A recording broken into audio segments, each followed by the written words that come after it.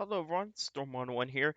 Today we'll be talking about Invest 94L and also a little bit about Invest 93L as well. There's also a tropical system may try to develop somewhere in this region here that could affect areas along the east coast of this area here later on in the future as well. So we're going to get started with infrared satellite imagery, and this is the entire Atlantic layer. It's finally out of here. It's now up in Greenland. That's going to produce a major blizzard for those folks up there, but I think the main system we're going to talk about in this video is Invest 94L in the southwestern part of the Gulf of Mexico. There's going to be a lot of uncertainty with this system here, and the track really depends on that. We'll talk about that in a little bit. We also got Invest 93L in the main development region that'll be affecting the Cape Verde Islands. And I'll be continuing to move a little bit more of a westward track here. You also see behind there's another tropical wave just behind that as well. It also will have a chance for development as well. We're also going to watch somewhere in this region here. A couple of miles been hinting on this, but the system may develop maybe somewhere right in here. It may track towards the Carolinas later on in the future. But right now, I'm not really seeing the system right now, exception for this right here of what's going on there. So we'll see what happens there in the next couple of days as well with that one. But really the main topic of this video is going to be Invest 94L, which is going to be closer to home, and that could bring in some big time impacts for parts of Louisiana and southeastern Texas. So this is the National Hurricane Center outlook here, and we do have two areas that are in the high zone for development. So here's Invest 94L. Currently has a 70% chance of developing in the next 48 hours and also 80% chance in the next 5 days. So pretty high chance of development here on that tropical wave down in the southwestern Gulf of Mexico here. And then again, the track is really going to depend on of how things are going to go with that system. We also got IVAS 93L that'll be affecting the Cape Verde Islands very soon. And that'll be continuing to move to the west. Has a medium 50% chance in the next 48 hours, and then a 70% chance in the next 5 days. And then we got another tropical wave that's currently in Africa that'll be moving onshore to the main development region, which currently has a 20% chance of development in the next 5 days. Right now it's a low chance. But right now, I think we should be more focused on this system right here because this could bring some major impacts for southeastern Texas and southwestern Louisiana. So here's the Invest 94L, a little closer look there. It currently has a cluster of showers of thunderstorms kind of around the main circulation there, which I'm sure there's a circulation somewhere in there. Here's the current tracks for the hurricane models. This is where things get a little tricky here. Now, it looks like the majority of the hurricane models right now are keeping it onshore here, a little bit out in the Gulf of Mexico. Now, it's not really a great sign there because this is where some of the warmest sea surface temperatures are right now, which we'll check out that map in a moment. We do have a couple models making landfall a little bit earlier than some of the other ones here. Now, I don't have all the hurricane models in yet. This is just a few of them. So we'll probably have a better idea of what hurricane models are thinking on the next update, which will be in a couple of hours. But regardless of its track, it's going to bring a lot of rainfall. It's going to have a lot of moisture with it, and it's going to dump quite a bit of rain. We're talking about rainfall amounts could be up to 10 inches of rain in some places. So a lot of rain is going to be coming out of the system here. But the track will really depend on the intensity of the system here. We got some models that doesn't really show much of any development, and we do have some other models that may show a tropical storm in the southwestern Gulf of Mexico that could continue to the north and may make landfall somewhere in southeastern Texas, even as far east as parts of southwestern Louisiana. The medium range guidance are also showing a potential as well for landfall, but currently the hurricane models have a better agreement here, making landfall a little bit earlier on than what some of the other models think with this system here. So let's check out the GFS ensembles for the track, and you do see here it's a little bit further west than the hurricane models have it, slightly, but you do see most of the model guidance do bring it in make a landfall pretty early on. Now, if it starts to trend further to the east, that means that'll give it more time to organize and maybe become a stronger system. But if it trends further to the west, we could be talking about a little weaker system. But regardless, it's going to have a lot of moisture with it, which we'll check out those rainfall totals in a moment. But right now, it looks like landfall may happen somewhere in far, maybe to parts of southern Texas as well. But a couple of models have been hinting on maybe making landfall as far east as the Lake Charles area. So this is stuff that we definitely need to watch for over the next couple of days here. But we'll probably have a better idea where the main circulation may try to develop within this tropical wave here. If it happens further east, you're talking about further east for track and possibly a stronger system. If it happens further west, you're talking about a much weaker system. If it's right in the middle, like currently the models are showing, it could also be a little bit of a stronger system as well, but it won't be as bad as the farther east solution with this system. Here's the intensity guidance from the hurricane models, and most of them agree on as really a tropical depression, but only a couple of them bring it to a tropical storm. But it's the Gulf of Mexico. Anything can happen here, but I do say there's a decent possibility that a tropical storm could happen with this system. As you guys see from Mindy, it developed very quickly. It got organized very quickly. It literally went from an invest to a tropical storm in several hours. Could it happen with this system? Maybe. But anything can happen to the Gulf of Mexico, especially if it was very warm. Sea surface temperatures and high ocean heat content. Yeah, this thing may have a chance to get organized fairly quickly. And there's not a whole lot of wind shear. So I think the models could be a little bit underdone with the intensity with Invest 94L, but it really depends on how quickly it could get organized. If it organizes very quickly, then you could be talking about a stronger system with this one. Let's check out the GFS model here. Now we got a view of the entire Atlantic because there's other things going on. But Invest 94L is right here. Actually be making onshore to the southwestern Gulf at this point. But you do start to see the circulation here be somewhere right in there. And there's not a whole lot of wind shear to work with. Actually, the winds a little bit higher up are kind of working with this system here. So really there's not a whole lot of wind shear to work with. And even the track beyond that doesn't have much of any wind shear either. So not a great sign here. Even those upper level winds here could bring up some of that moisture pretty far up north. You could get some showers and thunderstorms pretty early on from the system here. So either way, a lot of rain could definitely fall out of the system here. Here's your what could be a tropical storm at this point here with pressure of 998 millibars. Also, at the same time here, here's Invest 93L continuing to move into the main development region. Eventually, we'll start to see something try to develop right in here, just east of Bahamas there at the same time here. The models have been a little bit consistent with potential development here, especially the GFS right there as well. And you do see here, it does make a landfall somewhere maybe as close as the Houston and Galveston area, but the moisture or the rain field is going to be decently large as well. So a lot of people could see rain over a large area, but the heaviest rain will be towards the core of the storm at that point.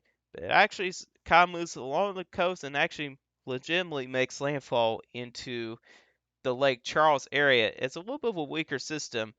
Then it gets kind of sheared apart here with that stronger wind shear inland as well. So really when it makes landfall, it will start to die out very quickly, but some of its remains of moisture will still stick around here. So really areas further to the east could see some rain out of the system as well. And as soon as that gets sheared out, check out what's happening here. A few hundred miles east of Florida, a new system tries to get going here. And I'm also been kind of going back and forth on intensity here. And this is one of its weakest runs here. But it has shown stronger systems here.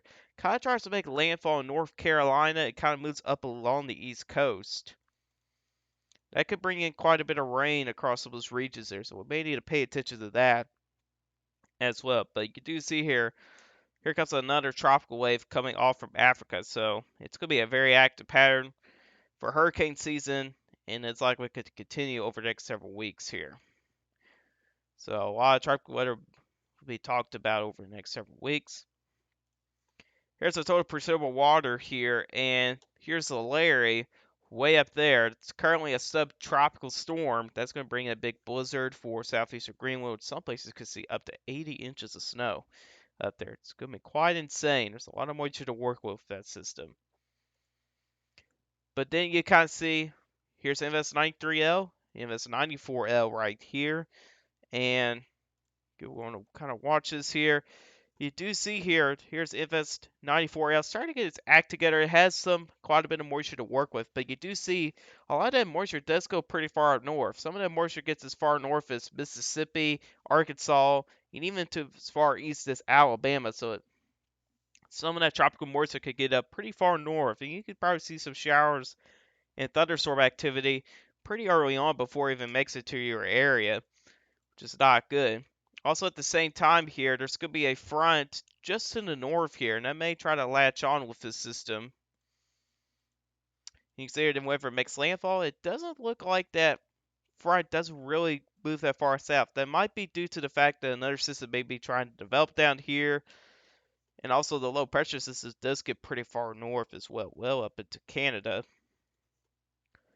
But you do see here, with this other tropical system here trying to get going here, moving into North Carolina, starts to make landfall there to the eastern part of North Carolina. Now, a lot of things can change on this system here, but this has been a signal for a couple of days now for that system, so we may need to monitor that as well. That could be another named storm coming up pretty soon. You see there, it does continue up along the east coast, and it has a lot of moisture to work with, so that could be another heavy rainfall event if the GFS is correct on that as well. Check out the Canadian model here. And not really that impressed with development here with Invest 94L. It kind of goes along the coastline. If that's going to be the case there, that could lead to a weaker system. If it does go along the east coastline there. It doesn't really develop to a whole lot of anything. I believe that's Invest 94L right there. Let me actually back that up a little bit. Actually, there may be the tropical wave behind it. Yeah, that's the tropical wave behind it. It may try to develop to something.